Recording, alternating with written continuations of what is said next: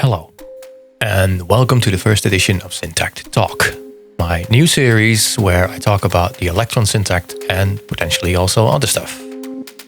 I haven't really thought this through completely, but this format felt like a good place to gather some thoughts and ideas that don't fit in my regular tutorial videos. And besides that, I bought a new mic recently, and this will put it to good use. This may evolve over time into something else entirely, but I had to start somewhere. For this inaugural edition, I would like to talk a bit about the recent 1.40 firmware update and specifically the addition of the Twinshot sample player. This nifty new machine loads 2 samples at the same time from a selection of 64. It can layer those samples, and it can crossfade and do some other cool things. The combined file size of all samples is limited to 32 megabytes, and each sample can be a maximum of 5 seconds long. The big caveat here is that this collection of 64 samples is global for the whole machine. I assume Electron had to get really creative and free up a bit of RAM or something to be able to have the samples be accessible all the time. But yeah, it basically means every project uses the same samples. And if for whatever reason you swap out samples, every project will play those new samples. For example, if you replaced your carefully curated acoustic piano samples with field recordings of crickets, your piano concertos will now consist of beautiful cricket song, which could be seen as a happy accident by some, but is probably not what you intended. So, you either need a spreadsheet to keep track of your projects and the samples they use and keep swapping them in and out. At which point I honestly think you should just get a dedicated sampler really, but that's just me. Or you pick 64 samples and just go with those till the end of time. And it's this second option I want to discuss a bit and make a case for not overthinking this too much.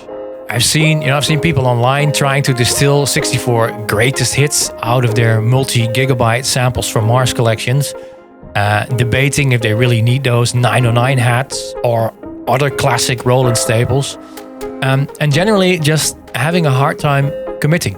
What was supposed to be excitement about an addition to the Syntakt that was previously deemed impossible, now really has become a source of anxiety. Also, the lengths people have already gone to trying to quote-unquote hack the limitations of the Syntakt sample memory have been pretty astounding. From classic techniques like pitching up samples to get more sample time, or downsampling, or adding a forwards and backwards playing sample in one file so you get 2 per slot. People have been pretty creative already, min-maxing this whole thing. Now, I'm not averse to using things the way they're not intended and squeezing the most out of a machine. I've made great hi-hats out of the chord machine, and I've turned Sizeswarm Supersaw into a clanging FM thing, amongst other things. But that's just using the existing parameters and using what's given to you. It's a synthesizer, so you synthesize. In the case of previously mentioned extensive sample selection and prep and the mental load it puts on you, I personally think that can be a lot before you even started making any music. So, here's what I did. Let's start with a confession. I love the VOLCA drum. It's probably my favorite drum synthesizer next to the Syntakt, and if I could combine the two into the Voltron of drum synths, I would be a very happy camper. Which of course was the first thing I thought of when I saw the new OS update, and it got me pretty excited. The next question was, what kind of sounds would I actually like to add from the VOLCA drum? The short answer is, it doesn't matter. The slightly longer answer is, maybe some tonal one-shots so I can play melodic lines, a bit of noise, some percussive elements.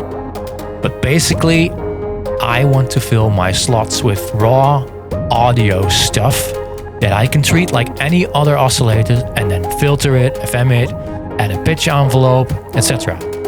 And mold it into something new. I'm not looking for samples that just are what they are, like a classic 707 snare or something. Sounds absolutely great, but it's not what I want on this machine. What I also don't want or need are any kick drum samples. The Syntakt has about 500 banging kick machines in addition to the other 300 machines that you can transform into kick drums. So adding more kick samples feels really redundant to me. If your argument is, I don't like the Syntakt kicks, then I guess we live in a different world. So, if the sounds don't really matter that much, how do we make a selection? Well, I used the power of random.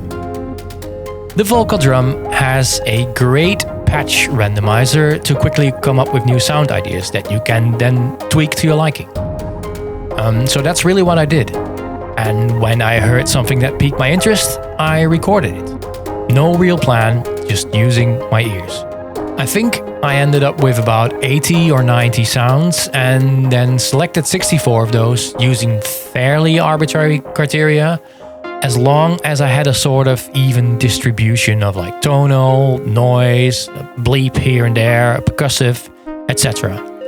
The fact that all sounds come from the same source also makes it a coherent addition to the Syntakt. It's a new color in the palette to paint with, but it doesn't stick out like a sore thumb, like an air horn sample would, for instance. So, what are the advantages of doing it this way? As mentioned before, it's like adding an additional sound color to the Syntakt, but it also makes me feel less precious about the samples I've added. I'm already used to working with limited machines on the Syntakt, and I'm treating Twinshot the exact same way.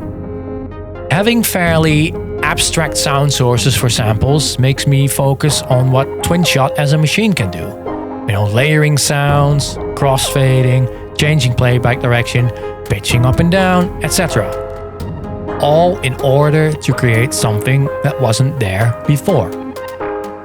Also, being so quote-unquote careless with my selection, I've basically already forgotten which samples I have, besides one or two. Thus, using Twinshot is always surprising, which makes for lots of happy accidents. And most importantly, I'm being creative and I'm making music instead of having sample paralysis. I've had people ask, but what if I'm doing a live set?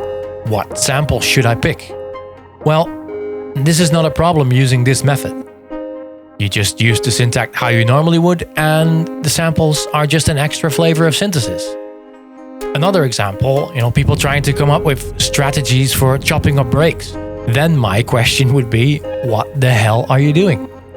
Just get a digitact, we don't have to do this anymore. That said, if you're that inclined to go through all that trouble to make the Syntakt 64 samples contain everything and the kitchen sink, more power to you, of course. Musicians have worked around hardware limitations for decades in creative ways, and great things have come out of that. I'm simply offering an alternative. Take a sound source you really like, make a bunch of sounds with it, record them, and make your own little custom Syntakt sound machine. I'm planning to stick with my VOLCA drum samples for quite a bit of time. I'll most likely end up having a bunch of favorites and will no doubt swap some sounds out eventually. But for now, I am making lots of music already, and that is really the ultimate goal. And that's it for Syntakt Talk 01. Let me know your own sample strategies or non-strategies in the comments, and if me talking about things like this is actually even interesting. Side note, the background music you've been listening to has been made using only Twinshot machines and my VOLCA drum samples. I'll be putting those 64 samples up on Gumroad for free. So if you want to have a go yourself, check the link in the description. Thanks for watching, and see you in the next one.